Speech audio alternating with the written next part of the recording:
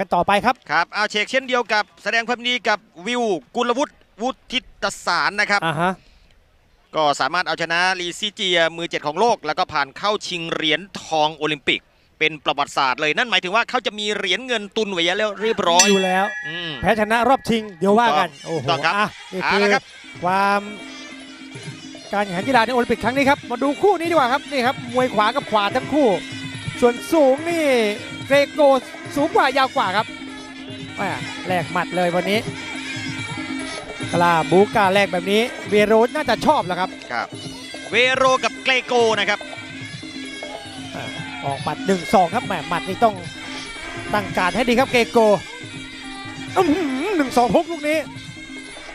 โอ้วันนี้ทำทรงผมมาดุครับวันนี้สำหรับเวโรวอลรุจิระวงศ์โอ้ย1-2 ฮุกเตะขวาอีกทีโอ้ยทรงผมแกสวยมากครับแกทำเป็นแบบถักเปียแบบเหมือนต่างประเทศเลยอะเดดร็อกไหมอย่างงี้เดดร็อกไหม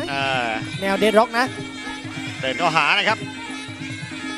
ตาก็สะสวยด้วยนะครับโอ้คมนะฮะวันนี้สิงโตตัวเมียครับวันนี้จะเป็นสิงโตขย่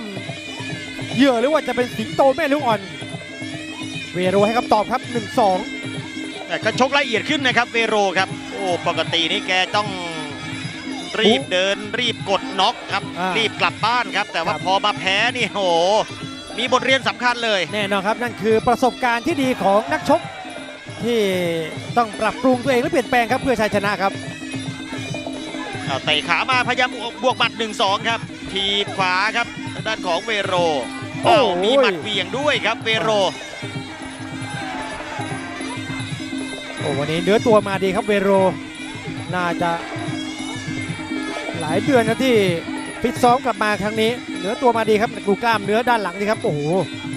ใช้ได้ครับต่างคนต่างเล่นงานช่วงล่างครับเตะขาวันนี้นี่มาแปลกครับเวโรครับหมัด 1-2 นี่แม่หันหน้าต่อยดีกว่าครับ 1-2-3ละครับตัดลำตัวพยายามจะดักศอกนะครับเกรโกครับแล้วหมดยกที่1ครับพักสักครู่เดียวแล้วก็ป๋าพยัคฆ์คำพันธ์ถูกต้องครับซึ่งวันนี้มีการประกวดพระที่โรงแรมที่เราพักด้วยโอ้งานยิ่งใหญ่มากครับตามมาต่อครับยกที่2ขออนุญาตแก้ไขนะครับที่นี่คือเซ็นทรัลพลาซ่านครศรีธรรมราชนะครับที่เราทำการแข่งขันไทยไฟเมืองคอนกันอยู่ณขณะนี้ครับแล้วครับเดินจ้วงบัตรแล้วครับตัวเวโรตัวจริงมาแล้วคุณสมจิตมาแล้วครับนี่แหละครับเอกลักษณ์ของเขา 1-2 ติดมุมแล้วสับศอกหลากหลายแบบนี้ครับแข็งแรงจริงๆครับรอดไม่รอดอยู่ไม่อยู่โอ้ถ้าขามุมอย่างนี้อันตรายครับนินจาป๋องเนี่ยครับนี่คือตัวจริงเสียงจริงครับเวโรครับไม่ต้องเช็คชื่อแล้วนะครับมาแล้วครับหมัดขวาละเกรโกก็โมโหเป็นนี่ครับรับอยู่คนเดียวพยายามจะเอาคืนเป็นแม่บุญรับเพราะบุญรับเยอะไม่ได้ครับต้องโต้บ้างโอ้แต่วันนี้เกรโกเธอก็มาดีนะนินจาป๋องถือว่าออกมาสู้เลยทีเดียวครับขยับสร้างจังหวะนะครับศอกกับศอกลูกนี้โอ้บล็อกหมัดได้ดีครับเกรโกโอ้ยมีท่ายากมาครับวันนี้นี่ท่ายากมาเยอะเลยครับเวโรแบ็คทิกหลังด้วยลูกนี้โอ้ย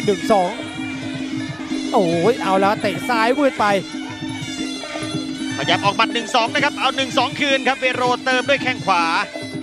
จริงๆแล้วเกรโกน่าจะลองออกแข้งบ้างดีกว่าโอ้เตะไม่ถึงโอ้ต้องบอกว่าถ้าแลกหมัดอย่างนี้สู้ทางด้านความแข็งแกร่งของเวโรยากครับถ้าออกหมัดแข่งแบบนี้ดูนะนี่ครับทีหน้าเลยครับดูเธอสิครับเข้ามาตีนะจ๊ะนึกโอ้โหดู 1-2 ลำตัวเน้นเลยครับอาวุธที่ออกโอ้แล้วแทงเข่าซ้ายครับเจอเข่าซ้ายสู้แม่เกรโกไม่ยอมครับโอ้ฟลอเรนเซียเกรโกครับจากอาร์เจนตินาไม่ยอมง่ายๆก็ต้องมีเถียงกันบ้างล่ะครับแต่ยอมง่ายๆไม่ได้ครับเกรโกขึ้นสู่สังเวียนไทยไฟแล้วไม่ยังไงก็ต้องสู้แล้วครับลุยกันต่อโอ้ยวางแข้งซ้ายลูกนี้สะบัดแข้งสวยมีอีกลูกหนึ่งโอ้ยจะถึงกรรมการเมื่อกี้นิดเดียวครับแม่นี่โอ้ยโดนก้านคอโอ้ยยังอยู่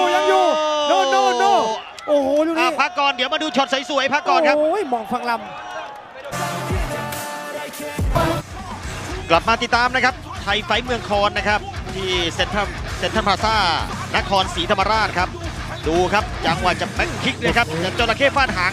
วงมันไม่ครบนะครับทางด้านของเวโรลุกหลังมาเลยครับนี่ครับตรงนี้วางแข้งซ้ายสวยแล้วลำตัวของเวโรดูกล้ามเนื้อของเธอสิครับโอ้ยดูงัดศอกอีกทีนึงดูครับ หลบแล้วเตะลูกนี้ลูกสุดท้ายนี่ครับเข้าก้านคอเต็มนะลูกนี้โอ้โหแทบจะนับได้เลยล่ะลูกนี้มาลาครับเนี่ยครับปั้งเข้าไปครับโอ้โหวิ่งเลยครับเวโรครับโอ้ทำดีมาทั้งยกเลยนะครับมาพลาดตรงนี้แต่ว่าไม่ได้โดนนับอะไรนะครับโอ้นี่ว่าทางด้านของฟลอเรนเซียเกรโกครับคือเธอตะโกนออกมาเนี่ยเพื่อกระตุ้นตัวเองนะฮะต้องให้ตัวเองผ่อนคลายครับนี่คือวิธีการของเรื่องจิตวิทยาอย่างหนึ่งนะครับในการชกมวยหรือว่าการเล่นกีฬาครับตะโกนออกมาเลยครับอยากคิดถึงอะไรก็ตะโกนมาให้สบายจะสบายไหมยกสุดท้ายยกนี้ยกที่3ครับโอ้โหจั่วลงเป็น 2-3 หมัดตัดล่างนะครับเตะขาครับหมัดขวาของเกรโกอ้าวได้หมัดซ้ายนะครับเกรโกครับทำเป็นเล่นไปนะครับเวโรขยับเข้าไปดูเธอมั่นอกมั่นใจมากยิ่งขึ้นนะครับจากยกที่แล้วนะครับครับก็เดินนี่ครับต่อยกับเวโรต้องอย่างนี้แหละครับแลกมาต้องแลกไปต้องมีอาวุธยาวไปด้วยพยายามจะออกหมัด 1-2 ครับ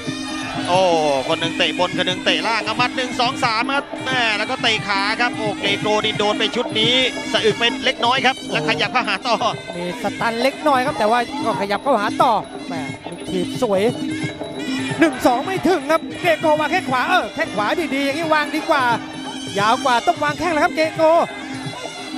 วางไหมโดนแยกวิธี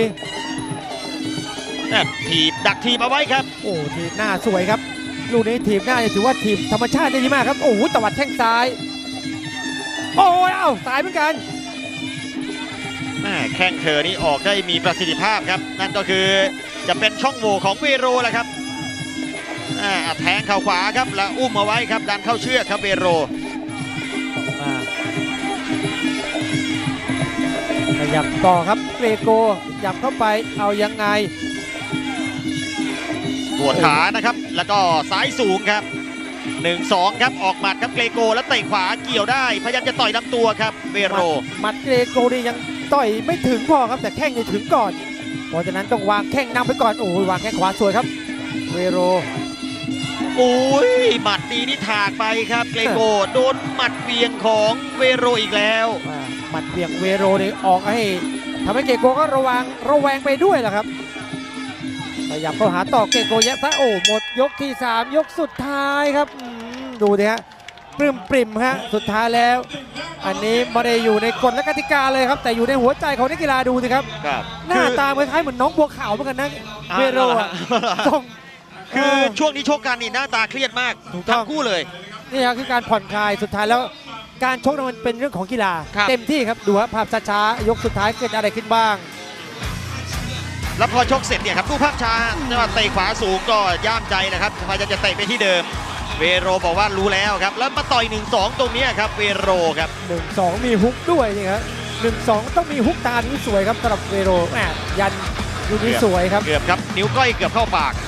นี่ฮะโอ้ยนี่ถ้าไม่ติดการเพราะว่ามีการเข้าไปคางนะใช่ครับนี่หมัดเวียงนะครับขณะที่เกรโกเองก็เตะตัดล่างโอ้ยเกือบครับนิดเดียวครับเมาส์ทูเมาส์นี่คือมิตรภาพที่งดงามนะครับต้องครับละครับตอนนี้คุณเป๊กคุณเดียวครับเชิญครับแล้วนะครับและถึงเวลาประกาศผลคู่แรกครับมวยหญิงของเราจากไทยไฟท์ครับฝ่ายไหนฮะมุมขาวหรือมุมดำในพวกเราขาวหรือดำโอ้โหมีทั้งขาวทั้งดำนะถึงเวลา The winner is Vero Original from Myanmar โอ้โหชนะคะแนนครับ3 ยกนะฮะเวโรยังทำได้ดีนะฮะในการกลับมาครั้งนี้ฮะแม้จะไม่น็อกก็ตามครับขอแสดงความยินดีกับผู้ชนะนะครับแล้วก็เป็นกำลังใจให้กับผู้ที่พ่ายไปเดี๋ยววันนี้ไม่เป็นไรต่อยดีๆคู่นี้มีรีแมชผมบอกเลยแต่แน่นอนครับคุณเดี่ยวครับเมื่อวันนี้ผู้ชนะนะฮะนอกจากจะได้